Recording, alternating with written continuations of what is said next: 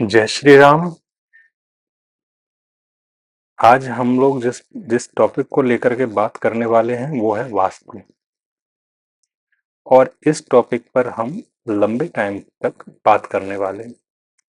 एक लंबा time in the sense कि कुछ साल, 1 या 2 साल तक हम इसके इर्द गिर्द ही कुछ वीडियोस बनाएंगे, क्योंकि ये इतना गंभीर विषय है। इसको मैं गंभीर विषय इसलिए कहूँगा क्योंकि जब वास्तु की बात आती है तो कोई भी इंसान है वो अपना घर बनवा रहा होता है, या मकान, दुकान या कुछ फैक्ट्री का निर्माण कर रहा होता है।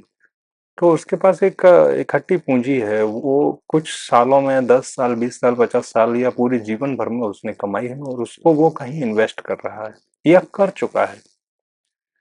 जो कर रहा है उसको अगर प्रॉपर अच्छा वास्तु कंसल्टेंट मिल गया तो ठीक है, अदरवाइज वो किसी के चक्कर में पड़ गया तो भी उसके लिए सही नहीं है। और जो जो ऑलरेडी अपनी चीजें इन्वेस्ट कर चुका है और उसने किसी से कंसल्टेशन नहीं लिया या किसी गलत पर्सन से ले लिया, एंड आफ्टर दैट वो किसी दूसरे कंसल्टेंट के संपर्क में आया और उसने उसको बताया कि नहीं भाई, ये आपका ये चीज यहाँ है, ये चीज यहाँ है, इसकी वजह से आपका ये हो सकता है, ये हो जाएगा, वो हो जाएगा। और वो अब आदमी डर गया। और डरना स्वाभाविक है, क्योंकि जब कोई इंसान अपने जीवन भर की पूरी पूंजी कहीं इन्वेस्ट कर देगा और उसके बाद फिर इस टाइप की बातें वो सुनेगा तो डरना स्वाभाविक है। परंतु मेरा कहना यह है कि इन चीजों से डरने की आवश्यकता नहीं है। बिल्कुल भी डरने की जरूरत नहीं है। हर चीज का सॉल्यूशन होता है और हर चीज का कुछ न कुछ निराकरण भी होता है। तो हम आज जिस बुक को लेकर के बात करने वाले हैं वो बुक है विश्वकर्म प्रकाश। ये विश्वकर्म प्रकाश जो बुक है, इस बुक के ही रेफरेंस सभी लोग देते हैं। मैंने भी कुछ लोगों से सुना कि भाई हमने विश्वकर्म प्रकाश से ये पढ़ा है, इसमें ऐसा लिखा है, इसमें ऐसा लिखा है, इसमें ये लिखा है कि अगर ये चीज यहाँ हुई तो ये आपके लिए गड़बड़ है, ये आपके बिजनेस को बढ़ने नहीं देगा, या आपका ये हो जाएगा। बहुत सारे तरीके से उसको डरा हुआ रहता है आदमी, मतलब डर जाता है उस चीज को लेकर के। तो हमें पहली चीज, जो भी इस तरह की बातें कर रहा है उससे बिल्कुल भी अपनी पीस ऑफ माइंड को बिल्कुल भी डिस्टर्ब नहीं करना है। और हाँ, हर चीज का सॉल्यूशन है तो उन सॉल्यूशंस पे हमको काम करना है। इस किताब में क्या लिखा है क्या नहीं लिखा, आधे से ज्यादा लोग इसको पढ़ा है नहीं और बस इसका नाम लेकर के अपना धंधा चला रहे हैं, और जो कि बहुत गलत बात है। ठीक है। तो अच्छा, पहली चीज ये है कि हम आज बात करने वाले हैं कि वास्तु विद्या क्या है, वास्तु कितना पुराना है, कहाँ कहाँ उसका जिक्र है, महाभारत रामायण काल में भी वास्तु का कुछ था या नहीं था, या मतलब क्या उस काल में भी इस तरह की वास्तु की कोई विद्या चलती थी। वास्तु शास्त्र के जो टॉप, जो आचार्य कहें या ऋषि कहें या जो उपदेशक हों, तो वो कौन है, उनके बारे में भी हम बात करेंगे। उसके बाद फिर वास्तु शास्त्र की शाखाएं कौन कौन सी हैं, क्या ओके सिर्फ एक ही चीज, एक ही होता है सब जगह, सभी जगह एक ही तरह का वास्तु उपयोग होता है, या फिर अलग अलग जगह पे अलग अलग तरह का वास्तु उपयोग होता है, उसके बारे में भी बात करेंगे। तो आज सिर्फ ये इंट्रोडक्टरी सेशन है। उसके बाद आगे हम इस बुक के विश्वकर्म प्रकाश के जो सारे के सारे जो चैप्टर्स हैं, 14 चैप्टर इसमें हैं, तो उन सारे चैप्टर्स के बारे में वन बाई वन करके हम लोग सारी की सारी बातें करने वाले हैं। एक एक चैप्टर पे हम लोग डीपली जाएंगे और उसके बारे में डिटेल में बात करेंगे। एक एक छोटी छोटी चीज को उसमें डिटेल में उसके बारे में डिस्कस करेंगे। कोई कंफ्यूजन हो तो आप मुझसे पूछ सकते हैं। तो अब चलते हैं नेक्स्ट। तो पहला पॉइंट है हमारा कि आखिर वास्तु शास्त्र क्या है जिसके बारे में इतनी बातें होती रहती, या वास्तु विद्या क्या है। तो वास्तु विद्या क्या है, उस इस बुक के अनुसार इस बुक में दो वर्ड मेन है। पहला तो सम्यक और दूसरा है अनुकूला। यानी आप अगर कोई घर बना रहे हो, मकान बना रहे हो, या कोई दुकान का निर्माण कर रहे हो, या कुछ भी कर रहे हो, तो सम्यक होना चाहिए वो, और अनुकूलन के साथ बनना चाहिए। यानी कि इस पृथ्वी पर अनुकूलन के साथ, सम्यक रूप से अनुकूलन के साथ निवास बनाने की विद्या है वास्तु विद्या।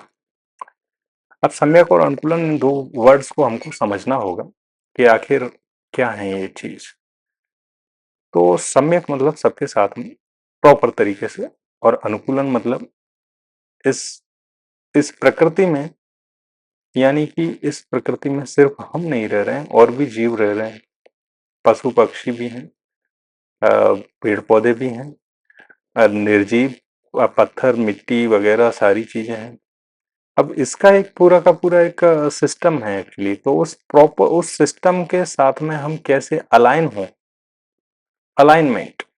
तो वो जो अलाइनमेंट है, उस अलाइनमेंट के साथ हम एक निवास स्थान बनाए जहां पे हम लोग रह सकें। तो वो जो हमने निवास बनाया है, वो निवास स्थान को बनाने की विद्या है वास्तु विद्या।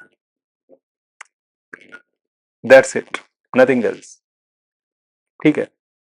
इसमें वास्तु विद्या में पृथ्वी भी अपने आप में एक वास्तु है, जो मुख्य वास्तु है, क्योंकि हम वहां निवास करते हैं।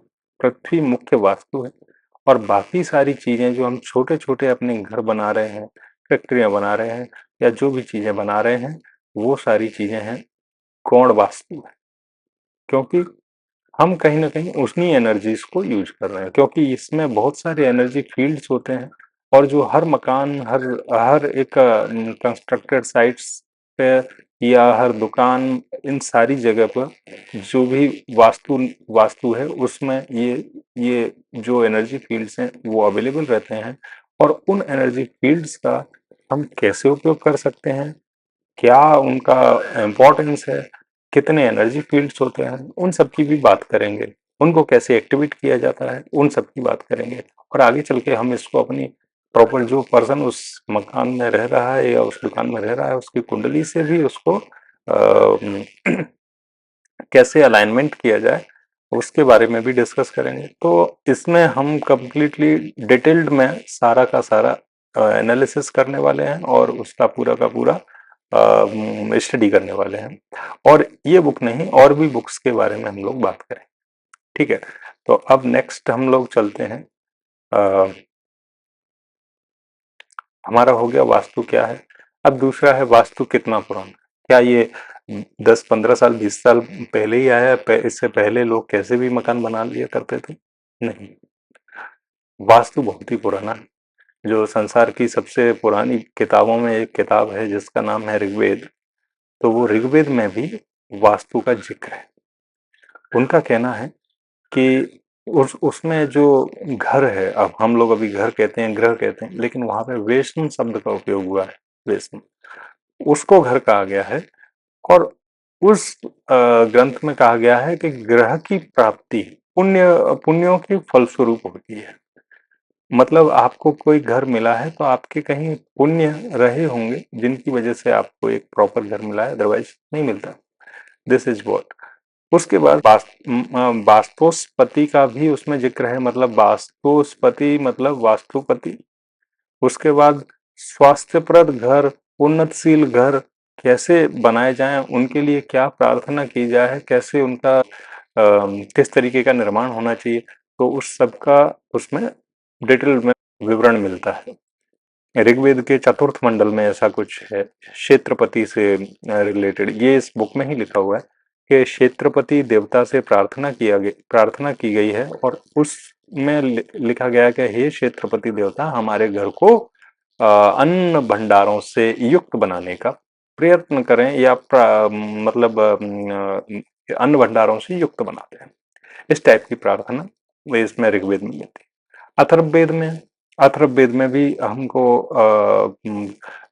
ग्रह के जो वास्तु देवता हैं उनकी पूजा, ग्रह के अंदर रहने वाले विष्णु और अग्नि देव की पूजा, और उनसे ऐसी प्रार्थना की गई है कि हे अग्निदेव, हे विष्णुदेव, हमारे घर को रत्न से, धन से पूरित कर दें आप। इस टाइप की प्रार्थना अथर्ववेद में मिलती है। मतलब ये उसमें है वास्तु का पूरा। इसी प्रकार कई जगह पर ये भी है कि विकृत संतान की उत्पत्ति ना हो, अ, उसके लिए भी प्रार्थना मिलती है ऋग्वेद में और इनमें। और भी बहुत सारे ग्रंथ हैं जिनमें इस टाइप की इंफॉर्मेशन मिलती है। लेकिन हाँ, मैं आपको यहाँ पे पूरा अपना डिस्क्लेमर दे दूं कि भाई विकृत संतान की उत्पत्ति ना हो इसके लिए प्रार्थना की गई है। ऐसा नहीं है कि सनातन में विकृत संतान अगर किसी की उत्पन्न हो गई तो वो उससे नफरत करने लग जाते थे, तो इसको गलत रूप से ना लिया जाए। ओके, अब हम चलते हैं नेक्स्ट पॉइंट पर। अब तो ये तो हो गई वेदों की बात, अब हम बात करते हैं पुराणों में। तो पुराणों में भी वास्तु का जिक्र है। अग्नि पुराण है, मत्स्य पुराण है, नारद पुराण है। इनमें ये तीन जो पुराण हैं, अग्नि पुराण, मत्स्य पुराण और नारद पुराण, इन तीन पुराणों में कैसे घर का निर्माण किया जाए, उसकी क्या स्टेप्स होनी चाहिए, उसकी एक छोटी से छोटी बारीक से बारीक चीजों का भी पूर्ण रूपेण जिक्र है, वर्णन है कि भाई ऐसा कैसे आप अपना एक प्रॉपर घर बना सकते हैं। तो इन तीन पुराणों में, लेकिन अभी पुराणों को तो हम इस चैनल पे मैं पुराणों का भी अध्ययन करेंगे हम लोग, खासकर मत्स्य पुराण, नारद पुराण और अग्नि पुराण। इन तीन का तो हम लोग यहाँ पे भी करने वाले हैं, क्योंकि हमारा मेन उद्देश्य है कि वास्तु से रिलेटेड जितने भी कंफ्यूजन हैं उन सारे कंफ्यूजन को क्लियर किया जाए। तो उससे रिगार्डिंग जितनी भी बुक्स मुझे आएंगी, मुझे लगेगा कि ये आपको बताना चाहिए, तो I will come and I will surely यहाँ पे मैं आपको उसका पूरा का पूरा एक वीडियो बना के आपको आपके साथ शेयर करूँ। अग्नि पुराण में भूमि का परीक्षण कैसे किया जाए, कौन सी भूमि किसके लिए उपयोगी होती है, उसके बारे में पूरी इंफॉर्मेशन मिलती है। अब बात आती है श्रीमद् भागवत महापुराण की। उसमें कैसा है कि भगवान श्री कृष्ण के आदेश पर द्वारिकापुरी का निर्माण होता है, और जिसका निर्माण करते हैं विश्वकर्मा जी। और विश्वकर्मा जी ने उसकी ऐसी अद्भुत द्वारिकापुरी का निर्माण किया जिसकी लंबाई चौड़ाई 48 कोस थी। अब कोस तो आप जानती होंगे, एक दूरी का मात्रक है मतलब, ठीक है। तो उसमें उन्होंने जितनी भी उनकी जो वास्तुकला और शिल्प कला का प्रॉपर यूज उन्होंने द्वारकापुरी में किया। और हाँ, अब इसको ये नहीं कहा जा सकता कि ये मिथ है, क्योंकि द्वारकापुरी ऑलरेडी समुद्र के नीचे मिली है। आप गुजरात के पास समुद्र में जाकर के उसको बहुत जल्दी ही टूरिज्म के रूप में उसको डेवलप किया जा रहा है, तो उसको आप जाके भी देख सकते हो। तो वहां पे सड़कें, प्रॉपर सड़कें, उस पे गलियां, उनका ठीक ठाक प्रॉपर तरीके से विभाजन किया गया, लंबे लंबी लंबी सड़कें हैं, चौराहे हैं। तो ऐसा विवरण उसमें मिलता है श्रीमद् भागवत महापुराण में कि किस तरीके से द्वारिकापुरी का निर्माण किया गया। उसके बाद महाभारत काल और रामायण काल में वास्तु की क्या चर्चा मिलती है, तो वाल्मीकि रामायण में वास्तुशास्त्र की इस टाइप से चर्चा मिलती है कि भाई दशरथ जी का जो, दशरथ जी के समय में वास्तुशास्त्र या अयोध्या में वास्तुकला बहुत ही चरम पे थी, ये मानो।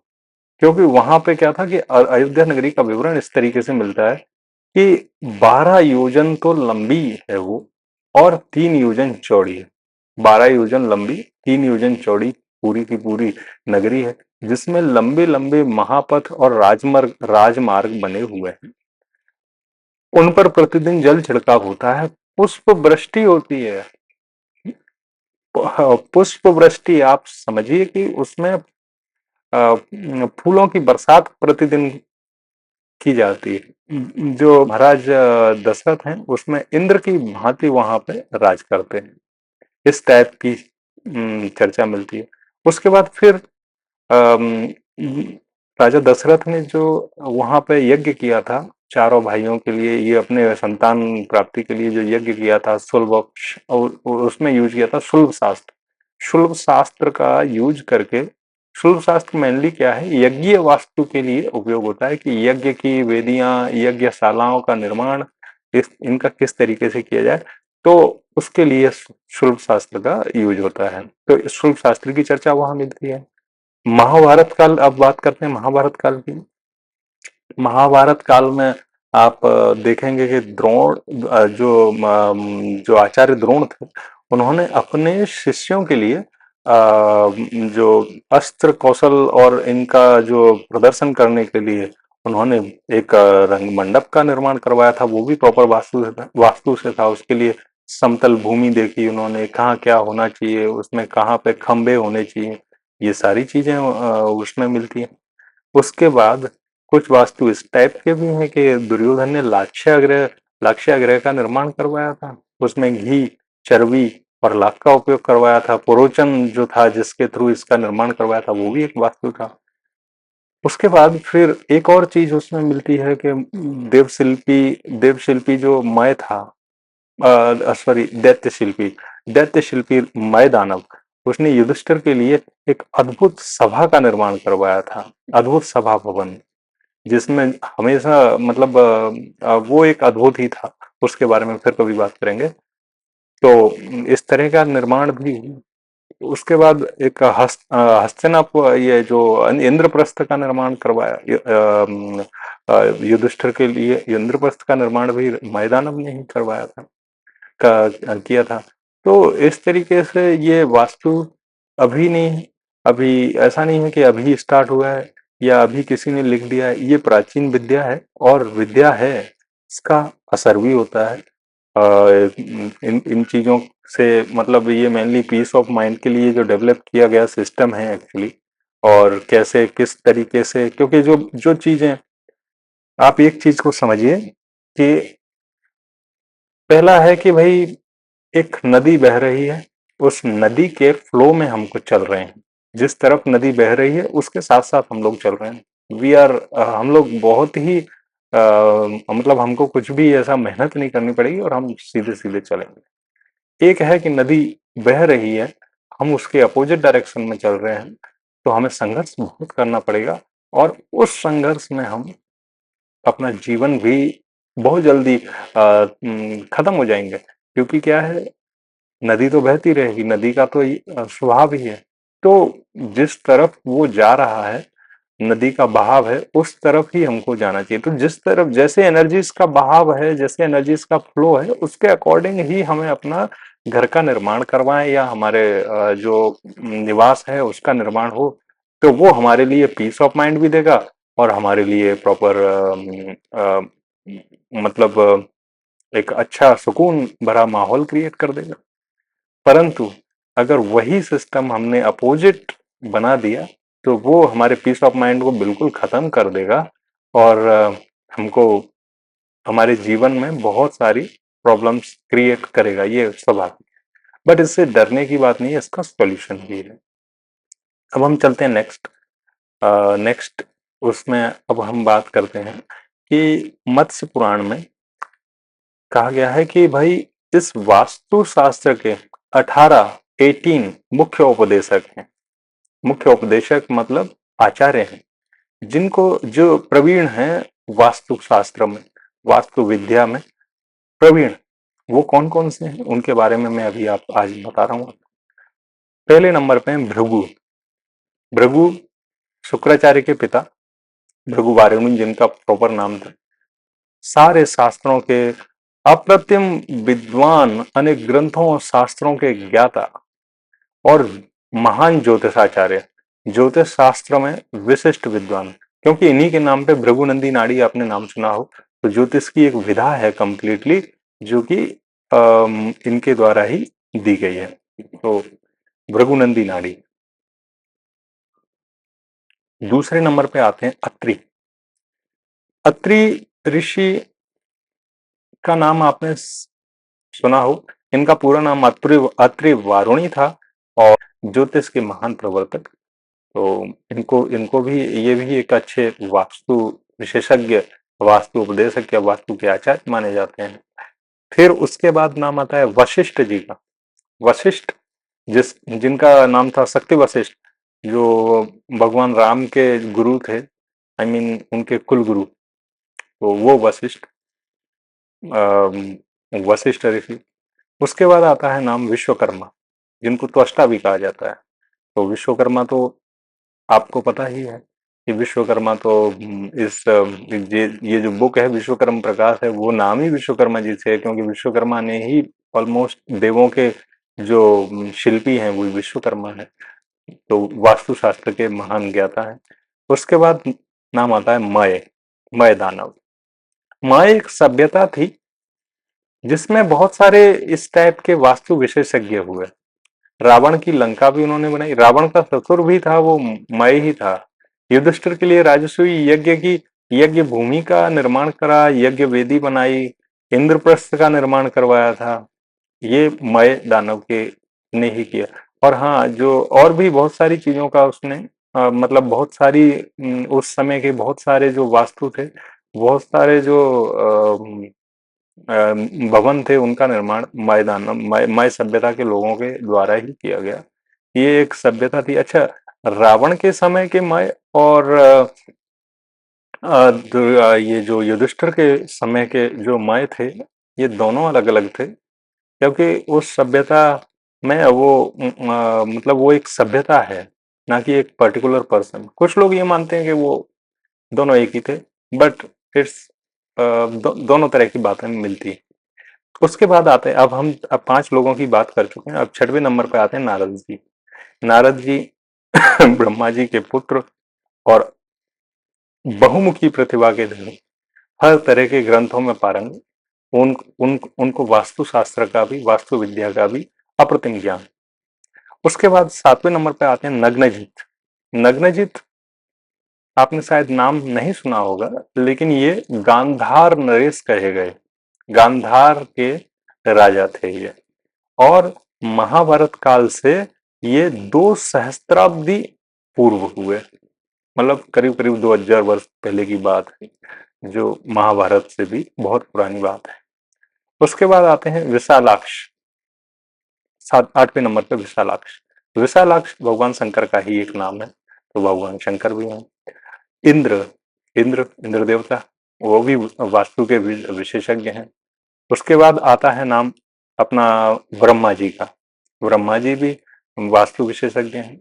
उसके बाद आता है नाम कुमार, तो जो कुमार है वो है, स्कंद भी इनका नाम है, कार्तिकेय भी इनका नाम है, और ये भगवान शंकर जी के पुत्र हैं, तो वास्तु विशेषज्ञ हैं।